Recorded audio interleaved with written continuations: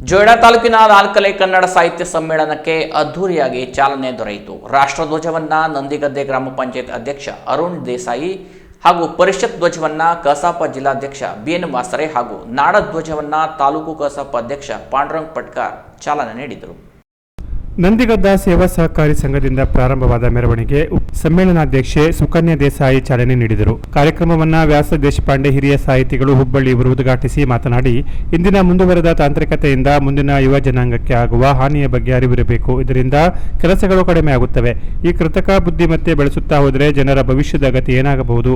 ಕೆಲಸ ಇಲ್ಲದೆ ಹೋದರೆ ಜನರು ಮುಂದೆ ಬದುಕುವುದಾದರೂ ಹೇಗೆ? ಟೆಕ್ನಾಲಜಿ ಎಂಬ ಮಾಯಾ ಪ್ರಪಂಚ ಮನುಷ್ಯನನ್ನ ಪಕ್ಕಕ್ಕೆ ತಳ್ಳಿ ಮನುಷ್ಯ ಮಾಡುವ ಕೆಲಸ ತಾನು ಮಾಡುವ ಸಂಸ್ಕೃತಿ ಬೇಕೆ. ಎಲ್ಲ ರಂಗದಲ್ಲೂ ಈ ತಾಂತ್ರಿಕತೆ ಹೆಚ್ಚಾಗಿ ಮರುಳು ಮಾಡುವ ಕೆಲ ಆವಿಷ್ಕಾರಗಳಿಂದ ಮುಂದಿನ ತಲೆಮಾರಿನ ಜನತೆ ಬಹುದೊಡ್ಡ ಸಮಸ್ಯೆಗೆ ಸಿಲುಕುವ ಆತಂಕ ಕಾಡುತ್ತಿದೆ. ಹಾಗಾಗಿ ಮಕ್ಕಳಿಗೆ ನಾವು ಈ ಸಮಸ್ಯೆಯನ್ನು ಎದುರಿಸುವ ಶಕ್ತಿ ತುಂಬಬೇಕಾಗಿದೆ ಎನ್ನುತ್ತಾ ಸಾಹಿತಿಗಳು, ಕಲಾವಿದರು, ದುರ್ಬಲ ವ್ಯಕ್ತಿಗಳು ಅವರಲ್ಲಿ ಏನೂ ಇರುವುದಿಲ್ಲ. ಜ್ಞಾನದಿಂದ ಮಾತ್ರ ಅವರು ಸಮಾಜದಲ್ಲಿ ಬದಲಾವಣೆ ತರಬಲ್ಲರು ಎಂದು ಇಲ್ಲಿಯ ಜನ ಈ ನೆಲ ಬಿಟ್ಟು ಹೋದರೆ ನಾನು ಬೆಳೆಯುತ್ತೇನೆ ಎನ್ನುವ ಕಲ್ಪನೆ ತಪ್ಪು. ಇಲ್ಲಿನ ಸಿಹಿ ನೀರಿನೊಂದಿಗೆ ಬದುಕು ಕಟ್ಟಿ ನಮ್ಮ ಕನ್ನಡ ತನ ಉಳಿಸಿಕೊಂಡು ಬೆಳೆಯಿರಿ ಎಂದರು.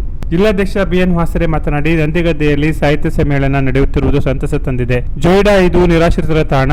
ಕೆಲ ಯೋಜನೆಗಳಿಂದ ಇಲ್ಲಿ ಜನರು ಕಷ್ಟ ಅನುಭವಿಸುತ್ತಿದ್ದಾರೆ. ಕಾಡಿನಲ್ಲಿ ಬದುಕುವ ಇಲ್ಲಿನ ಜನರ ಹಕ್ಕು ಕಸಿಯಲಾಗಿದೆ. ಜಿಲ್ಲೆಯ ಬದುಕುವ ಎಲ್ಲಾ ಬುಡಕಟ್ಟುಗಳು ಒಂದಾದರೆ ರಾಜಕೀಯ ಬದಲಾವಣೆ ಆಗಬಹುದು. ಸಂಸ್ಕೃತಿ ನಾಶವಾದರೆ ಎಲ್ಲವೂ ನಾಶವಾದ ಹಾಗೆ ಜೊಯ್ಡಾದಲ್ಲಿ ಕನ್ನಡ ಬೆಳೆಯಲು ಇಲ್ಲಿನ ಶಿಕ್ಷಕರ ಪಾತ್ರ ಮುಖ್ಯವಾಗಿದೆ ಎಂದರು. ನಂದಿಗದ್ದೆ ಗ್ರಾಮ ಪಂಚಾಯತ್ ಅಧ್ಯಕ್ಷ ಅರುಣ್ ದೇಸಾಯಿ ಮಾತನಾಡಿ, ನಾನು ಕವಿಯಲ್ಲ, ಸಾಹಿತಿಯೂ ಅಲ್ಲ, ಆದರೆ ನಾನು ಅಪ್ಪಟ ಕನ್ನಡ ಅಭಿಮಾನಿ. ನಂದಿಗದ್ದೆಯಲ್ಲಿ ಸಾಹಿತ್ಯ ಸಮ್ಮೇಳನ ಆಗಿರುವುದು ನನಗೆ ಬಹಳಷ್ಟು ಸಂತಸ ತಂದಿದೆ.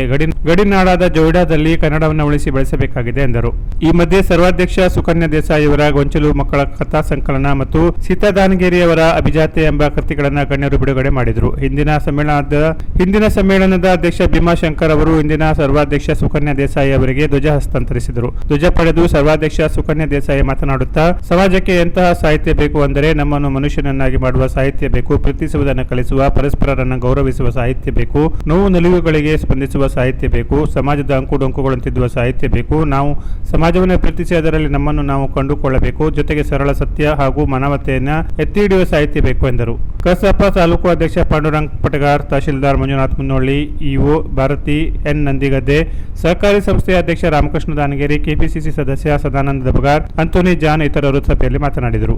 ನಂದಿಗದ್ದೆ ಗ್ರಾಮ ಪಂಚಾಯತ್ ಉಪಾಧ್ಯಕ್ಷೆ ದಾಕ್ಷಾಯಿಣಿ ದಾನಶೂರ, ಸದಸ್ಯರಾದ ದವಳು ಸಾವರ್ಕರ್, ಶೋಭಾ ಎಲ್ಲೇಕರ್, ಉಳುವಿ ಗ್ರಾಮ ಪಂಚಾಯತ್ ಅಧ್ಯಕ್ಷ ಮಂಜುನಾಥ್ ಮುಖಾಶಿ, ಅವೇಡಾ ಗ್ರಾಮ ಪಂಚಾಯತ್ ಅಧ್ಯಕ್ಷ ಅರುಣ್ ಭಗವತಿ ರಾಜ್, ಕುಂಬಾರವಾಡ ಗ್ರಾಮ ಪಂಚಾಯತ್ ಉಪಾಧ್ಯಕ್ಷ ದತ್ತ ನಾಯ್ಕ್, ಜೊಯ್ಡಾ ಗ್ರಾಮ ಪಂಚಾಯತ್ ಅಧ್ಯಕ್ಷೆ ಚಂದ್ರಿಮಾ ಮಿರಾಶಿ, ಗ್ಯಾರಂಟಿ ಯೋಜನೆ ಅಧ್ಯಕ್ಷ ಮಂಗೇಶ್ ಕಾಮತ್, ಉಳುವಿ ದೇವಸ್ಥಾನ ಕಮಿಟಿ ಅಧ್ಯಕ್ಷ ಸಂಜಯ್ ಕಿತ್ತೂರು, ಕಸಾಪ ಜಿಲ್ಲಾ ಸದಸ್ಯೆ ಸೀತಾ ಜಾನಗಿರಿ ಇತರರು ಇದ್ದರು. ಕಸಾಪದ ಭಾಸ್ಕರ್ ಗಾಂವ್ಕರ್, ವಿಷ್ಣು ಪಟಗಾರ್, ಯಶವಂತ್ ನಾಯ್ಕ್ ಇತರ ಶಿಕ್ಷಕರು ಕಾರ್ಯಕ್ರಮ ನಿರ್ವಹಿಸಿದರು. ನಂದಿಗದ್ದೆ ಗ್ರಾಮ ಪಂಚಾಯತ್ ಬಗ್ಗೆ ಸಭೆಯಲ್ಲಿ ಶ್ಲಾಘನೆ. ನಂದಿಗದ್ದೆಯಲ್ಲಿ ನಡೆದ 4ನೇ ಕನ್ನಡ ಸಾಹಿತ್ಯ ಸಮ್ಮೇಳನದ ಬಗ್ಗೆ ಸಭೆಯಲ್ಲಿ ಉತ್ತಮವಾಗಿ ಕಾರ್ಯವನ್ನು ಸಂಘಟಿಸಲು ಸಹಕರಿಸಿದ ನಂದಿಗದ್ದೆ ಗ್ರಾಮ ಪಂಚಾಯತ್ ಅಧ್ಯಕ್ಷರ ಅರುಣ್ ದೇಸಾಯಿ ಹಾಗೂ ಎಲ್ಲಾ ಪಂಚಾಯತ್ ಅಧಿಕಾರಿಗಳ ಬಗ್ಗೆ ಸಭೆಯಲ್ಲಿ ಶ್ಲಾಘನೆ ವ್ಯಕ್ತವಾಯಿತು.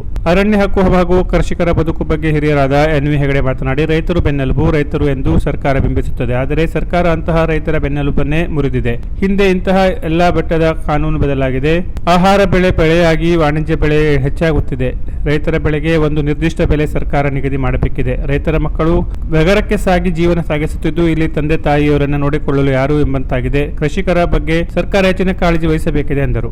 ಕ್ಯಾನ್ಸರ್ ಬರಬೇಕಂತ ಎಲ್ಲಡಿಕೆ ತಿನ್ನು ಅಂತ ಹೇಳೋದಿಲ್ಲ ಯಾರು. ಅಡಿಕೆ, ವೀಳ್ಯದೆಲೆ, ಸುಣ್ಣ ತಿಂದ್ರೆ ಜೀರ್ಣ ಶಕ್ತಿಗೆ ನಿಮಗೆ ಯಾವ ಡಾಕ್ಟರು ಬೇಡ. ಅದನ್ನೇ ಕ್ಯಾನ್ಸರ್ ಕಾರಕ ಅಂತ ಹೇಳುತ್ತೆ ಸರ್ಕಾರ. ಯಾಕಂದ್ರೆ ಅದರಿಂದ ಲಾಭ ಇದೆ, ಒಂದು ಲಾಭಿ ಇದೆ. ಅದಕ್ಕೆ ಅವರಿಗೆ ಉತ್ಪನ್ನ ಬೇಕಷ್ಟೇ. ಇದರಿಂದ ನಾವು ಆಲೋಚನೆ ಮಾಡಬೇಕು.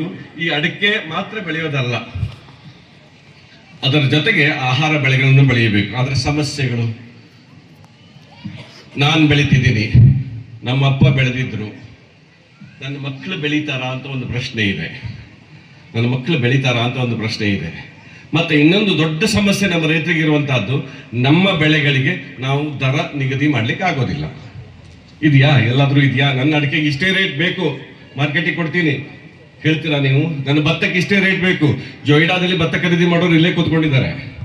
ಇಷ್ಟೇ ರೇಟ್ ಬೇಕು ಅಂತ ಯಾವ್ದಾದ್ರು ರೈತ ಹೇಳ್ತಾನ? ಇವತ್ತಿನ ಮಾರ್ಕೆಟ್ ಹೇಗಿದ್ದಾರೆ ಅಂತ ಖರೀದಿ ಮಾಡ್ತೀರಿ, ಹೌದಾನೆ? ಇದು ಇಷ್ಟೇ ರೇಟ್ ಅಂತ ಫಿಕ್ಸ್ ಮಾಡ್ಲಿಕ್ಕೆ ಆಗುದಿಲ್ಲ. ಬೇರೆ ಎಲ್ಲ ವಸ್ತುಗಳಿಗೆ ದರ ಫಿಕ್ಸ್ ಆಗಿದೆ. ಬಟ್ಟೆ ತಗೊಳ್ಳಿ, ದರ ಫಿಕ್ಸ್ ಆಗಿದೆ. ಔಷಧಿ ತಗೊಳ್ಳಿ, ದರ ಫಿಕ್ಸ್ ಆಗಿದೆ. ಚಪ್ಪಲಿ ತಕೊಳ್ಳಿ, ದರ ಫಿಕ್ಸ್ ಆಗಿದೆ. ಚಸ್ಮಾ ತಕೊಳ್ಳಿ, ದರ ಫಿಕ್ಸ್ ಆಗಿದೆ. ರೈತರು ಬೆಳೆದ ಬೆಳೆಗೆ ದರ ಫಿಕ್ಸ್ ಮಾಡ್ಲಿಕ್ಕೆ ರೈತರಿಗೆ ಹಕ್ಕಿದೆಯಾ?